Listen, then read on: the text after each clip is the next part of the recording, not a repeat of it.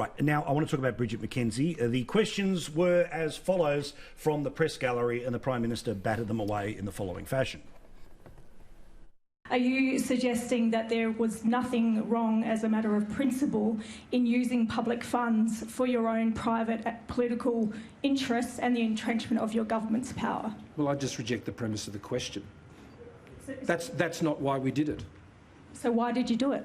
To support local communities and the sporting infrastructure that they need to bond together, to be cohesive and ensure that girls didn't have to change out the back of the shed.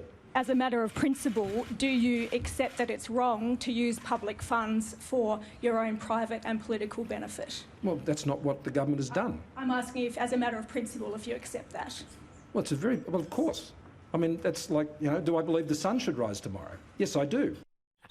Away you go. Unsurprisingly, that line of questioning, that clinical line of questioning, came from The Guardian, where essentially their suggestion about the sports rort situation was that Scott Morrison was able to funnel a few $1 million to his mates, who then siphoned off a couple of million for themselves before eventually they put another $500,000 back in his personal bank account.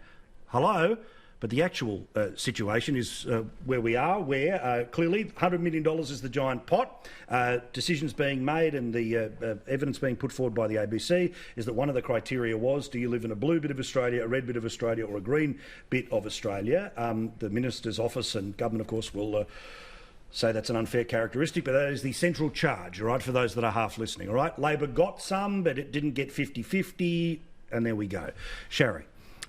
The fundamental issue here is she's the Deputy Leader of the National Party.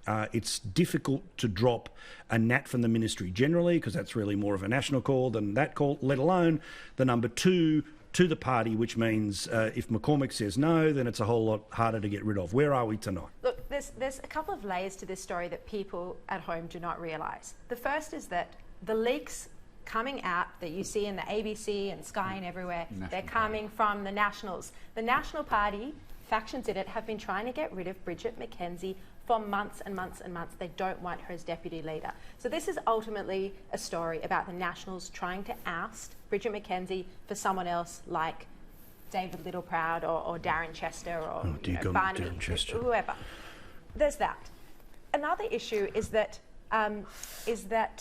Scott Morrison, is that the outrage over this story in the public is about pork barrelling, right?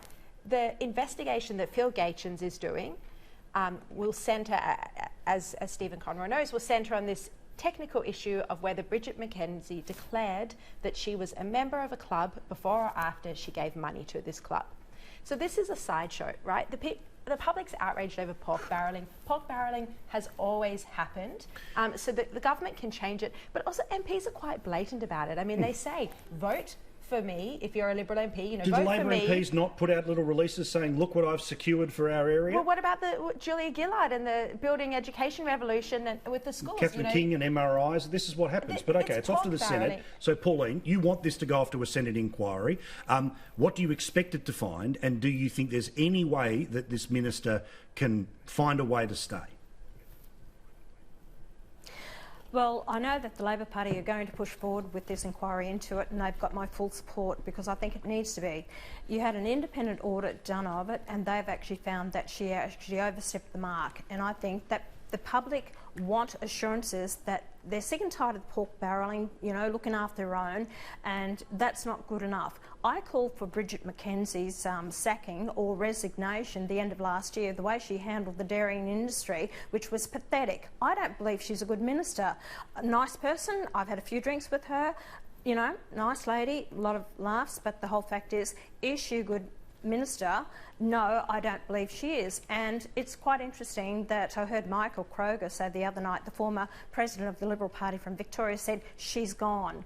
So, are the National Party going to get rid of her? And then again, who are they going to replace her with? The only one that I can see is probably Matt Canavan, who is vying for that position. But, Bridget McKenzie's only there because Fiona Nash went, which was a good minister Health Minister. So anyway, Bridget McKenzie, she's only up to the quality of being on the backbench as far as I'm concerned. Right, Stephen. The problem that they've got, and I'm old enough tragically to remember the Ros Kelly, Mark 1 sports rorts. You told her to use the whiteboard, didn't you? You said, look, Dale, if you're going to do it. I didn't work for Ros by the time she found the whiteboard. But there is a smoking gun, and it is literally the colour-coded criteria. And I'm in shock that anyone would produce that. I'm in shock that it's been leaked. And when you have the blatant, I'm taking this grant from a club that maybe got 50 and I'm going to give it to a club, a club that got 70 or 80 or 90 is not going to get the grant because I want to give it because it's in a marginal seat. That's political death. All right. There should be no way around that. I mean, the fact that there's a constitutional question, they're all fine lawyer points, you can debate whether she had the power to intervene, but bottom line is some clubs missed out that were recommended for funding for clubs that were to the political advantage. And that's where, if you're caught red-handed, or colour-coded in this case, it's time to go.